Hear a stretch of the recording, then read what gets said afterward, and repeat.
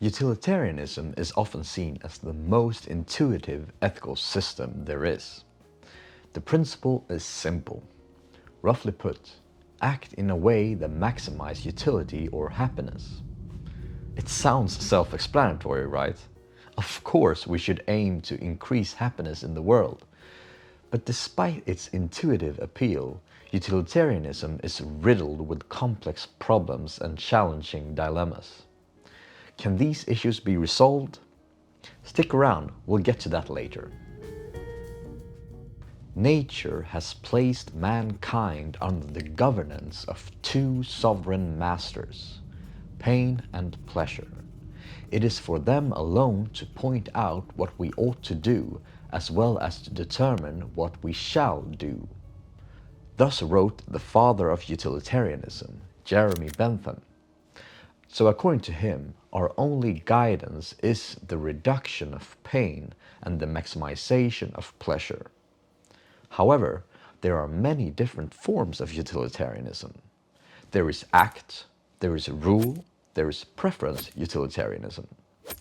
But what is common to all of these forms is that, in contrast with Kantianism, they focus on the consequences of actions rather than duty or virtue. In principle, your intentions don't really matter, only the outcome does.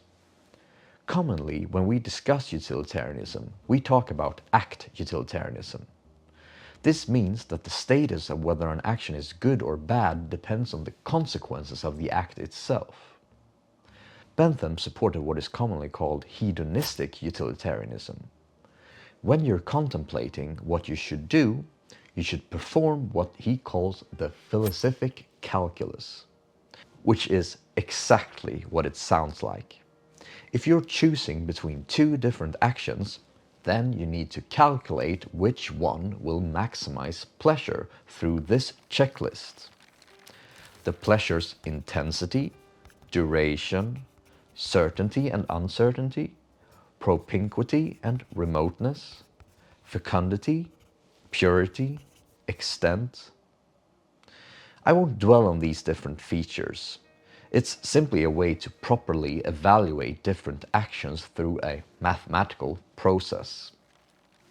John Stuart Mill, who was Bentham's student, was also a utilitarian, but he rejected one feature of Bentham's teaching. He thought that the solely focusing on the quantity of hedonistic pleasure simply wasn't a good ground for an ethic worth the name.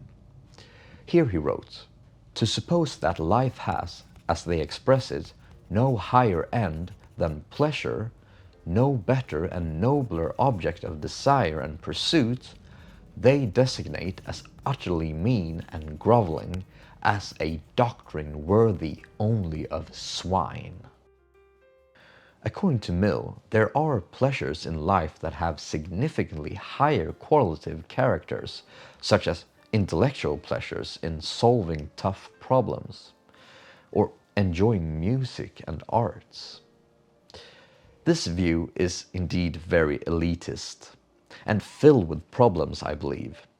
For instance, can we really make a clear distinction between, let's say, solving a math problem and listening to Bach's Fugue No. 2 in C minor, from a drunkenness bliss or an intense orgasm? I'm a bit skeptical about that. Also, it seems as though Mill only added another way of quantifying pleasures. I mean, maybe 10 nights of intense alcoholic bliss are as much worth as enjoying one night of listening to Chopin's Second Piano Concerto. But, oh well, let's go back to Bentham's classic conception of act utilitarianism. From what we now know, we can formulate a code of conduct. This formulation is found in Mark Timmons' book, Moral Theory. An action A is obligatory if and only if, and because, A would produce a higher level of utility than would any other alternative action that the agent could perform instead. Now, as you might realize, there is a big problem here. How in the world am I supposed to know which actions would produce the highest amount of utility? And even more so, how about utility within which time frame? Are we counting utility only for the instant moment? Or are we counting utility within the next 10 years? Or why not utility within the next 50 or 500 years? Where do we draw the line? Well, that's really arbitrary, right? So, act utilitarianism is incredibly hard to apply in practice. But there is a simple solution to this problem through what is commonly called rule utilitarianism.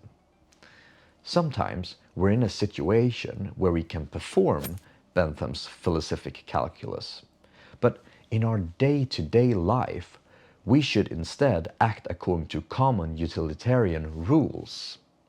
Let me give you an example. Let's say hypothetically that we have invented a time machine. If we're good utilitarians, we should go back in time and murder Hitler before all the atrocities of the Second World War took place. But in this case, we know what the Third Reich led to. In our normal day-to-day lives, we simply cannot murder people who we suspect will become dictators, since we just don't know. So in this case, we should instead apply the rule that it is wrong to murder. Here we have two different levels of practice.